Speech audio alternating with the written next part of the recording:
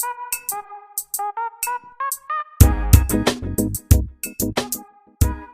everyone, TB here, coming to you live from the villages of Duluth and more. Hope you're all having a fantastic day out there. Shirley and I are doing fine. A little bit of overcast weather, but we'll take it, no complaints. Look, hopefully the title of this video caught your attention, Scam Alert. Elderly scams are big business. How big, you might ask? How about to the tune of over $3 billion annually? Currently, the state of Florida ranks second with over 9,000 cases of elderly fraud yearly, and that all totals well over $220 million. So as you can see, that's a big problem. To be honest though, I never really gave that a second thought until someone close to me lost over $100,000 in a computer security scam. But more about that later. You know, living here in the villages, we're in a prime area. Americans over the age of 60 are losing upwards of $1.7 billion annually, and that number just continues to grow. So in this video, we're going to discuss how scammers contact their victims. What's the process that they use to actually make it sound like it's legitimate, right? What are the red flags that as soon as you hear these certain things or see these certain things, antennas should go up? How to stop scammers dead in their tracks? What to do if you've been fallen victim to a scam? And last but not least, I'm going to discuss that scam that hit home for me where someone close lost over $100,000. So with that said, let's get into this important video. So now let's talk about how scammers contact their victims, right? We have all seen those emails where a certain prince from a certain country needs your help, right? Sound familiar? They've got to deposit money into your account so that they can get their money and then they can pay you. The list goes on and on. You could win the lottery. You could owe something. In fact, this is a new one that I actually received, freight forwarder. You've got a package waiting and you need to pay the freight and they can't get you your important package without paying that freight, right? That's wrong. The other thing is it could be compromised accounts, fraudulent charges, renewals on accounts that you never even knew that you had. The problem is those emails are looking really more and more sophisticated and legitimate because they're using company logos. They're using companies that you know. Here in the US, Microsoft, PayPal, Amazon, Netflix, Chase Bank, Bank of America, Wells Fargo, the list goes on and on. They're telling you that, you know, your card's been compromised, you need to call this number. Don't ever call that number. If you think there's something that could be suspicious or could be legit, right, go directly to the company's website, get a number off their website, and then make that call there. Never ever call a number that's in the email. Never click on any kind of links that are in those emails, because once you do, now they've got potentially some malware on the back end and they're going to infiltrate your computer. The other thing that's big that you need to pay attention to is now they're really paying attention and attacking people and going after people that spend a lot of time on social media. They're putting out ads, again, that look legit with legitimate logos, and they're sending that out there for people just waiting for you to click on it. Once you click on it, then they're going to download something onto your computer, and that's where you've got big problems. So what's the process that these scammers use? Well, it's always going to be based on trust. They're going to try to distract you, try to get you comfortable on the phone so that you let your guard down and they can do what they need to do, all the while you're not paying attention, you're answering their questions and things like that. If you call a number and you get someone from another country, you should be alerted right away. That should be red flag number one. Now, it's really difficult because a lot of legitimate companies here in the US are using overseas tech support. So if you ever are concerned about a call or who you're talking to, hang up the phone immediately, go to that company's website, get their tech support number directly and call them from there, right? The next thing is, once you're on the phone, they're actually going to try connecting you to different departments, telling you, okay, I've got your personal information. I'm going to send you over to my manager. He's going to take it from here, and he's going to go on and on and on. So they try to move you around a little bit. Again, get you distracted from what's going on, play a little shell game, get you comfortable. Now you're talking to another person, and your guard comes down even further, right? The next thing is they're going to be asking you to fill out a form, right? Whether it be something that they send you, they're going to want your address, your telephone number, probably not your date of birth, but They're going to need some pertinent information, maybe an account number for that particular account that they're calling you about that has been compromised, or your renewal and something like that. They're gonna tell you they need this information to process your refund. That's another big thing, right? But right away, if they're asking you to fill out a form, that's a red flag, because all the while they're going to take that information and they're going to sell it on the black market. So now your information is making a big loop, and it's going from scammer to scammer to scammer, right?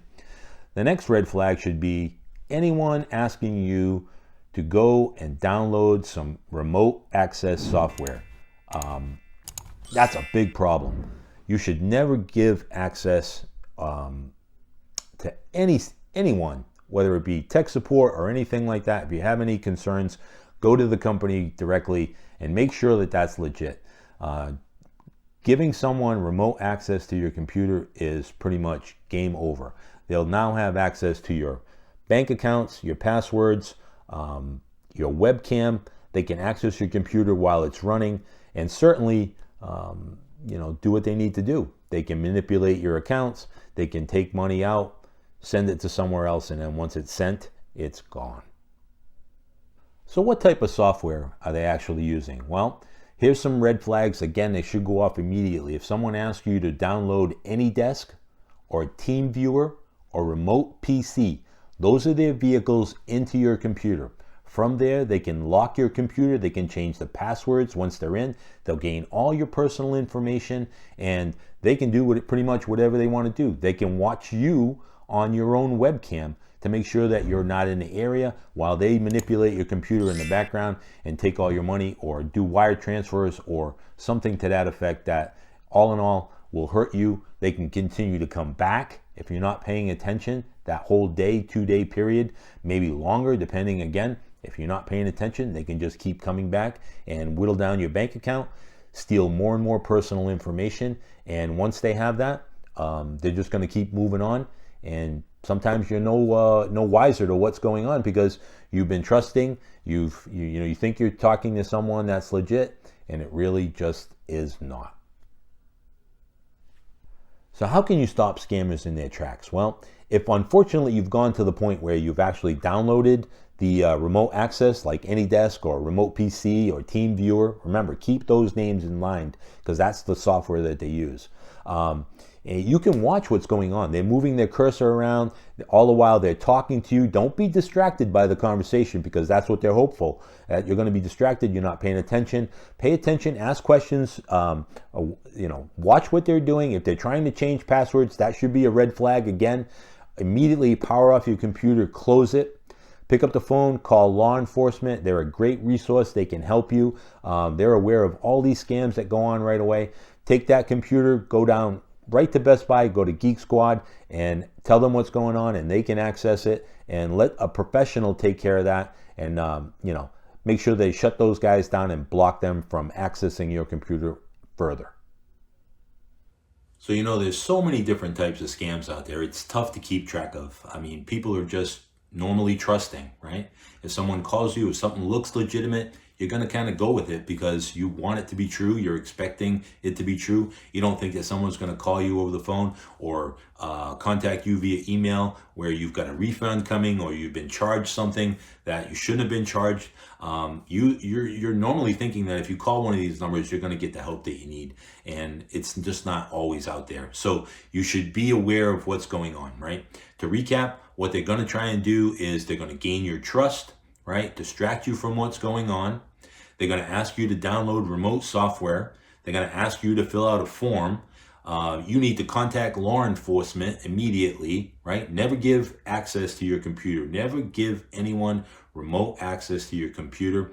If you've done that, again, you want to contact your banks, contact your credit card companies so that you can stop and shut everything down and alert them as well, right? Now, as I mentioned at the beginning of the video, I had a situation that hit home for me. Let's get into that right now. So now let's talk about the situation that hit home for me.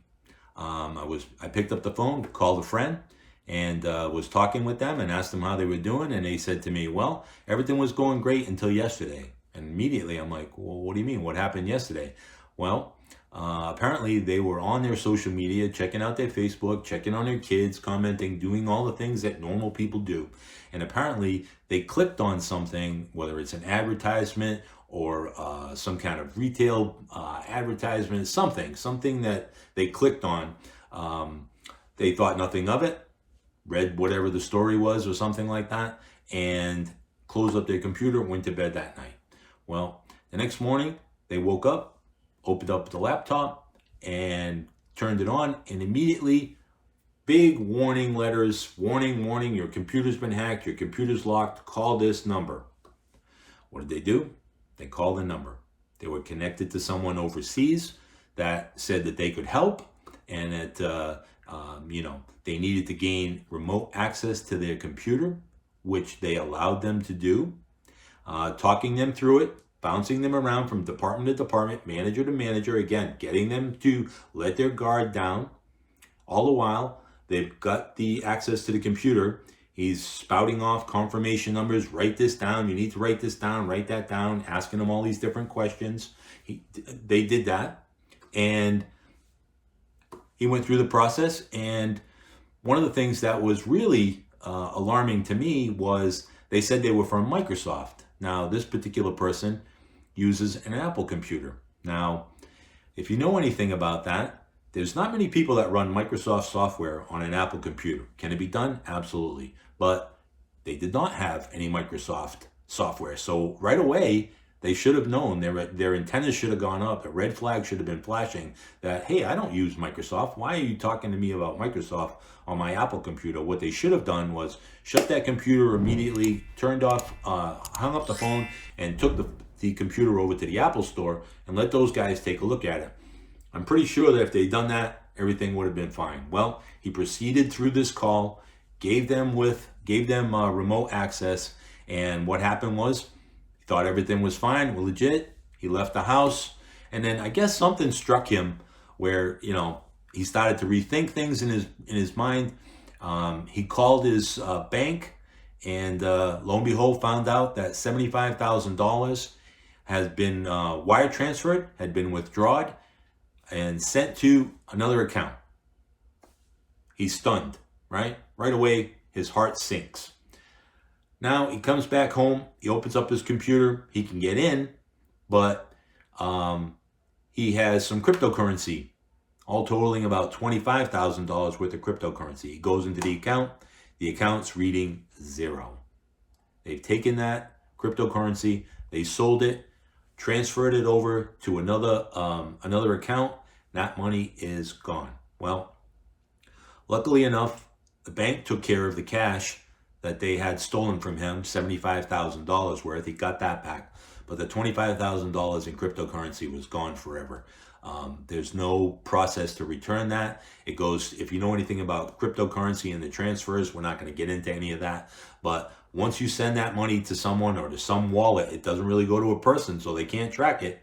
It doesn't. But you can't track it. It's gone. Can't get it back. And they were out that $25,000 plus, depending on what the fluctuation is on the price of those cryptocurrencies. So again, the moral of the story is here, never ever give remote access to anyone on your computer. This was really bummed me out listening to this story because this is a close person to me, and I really felt bad. I wish they had picked up the phone and called me right away. I would have told them immediately to shut that down and get off the phone, but it didn't happen. It's a life lesson now, and I wanted to pass that along to you because it really bothered me that someone could come along and take his hard-earned cash money, an account that he had worked for and saved for his life, sold some things. It's disheartening that there are people out there that do these type of things. So I know there's a strong elderly population here in the villages, and I wanted to make sure that people out there are aware of what's going on, and potentially it could happen to you, right? So look, with that said, before I go, I wanted to point out the TV screen over my shoulder. It's tuned to a YouTube channel called Scammer Payback. These guys work directly with law enforcement to identify these scammers and help people get their money back. I'm going to put a link in the description below so that you can access it yourself. It's pretty amazing, right? Now look, I know this is a different video for me, but I hope you found this information helpful. Please like the video if you did. Huge shout out to all our supporters. I can't thank you all enough. And as always, stay awesome, everyone.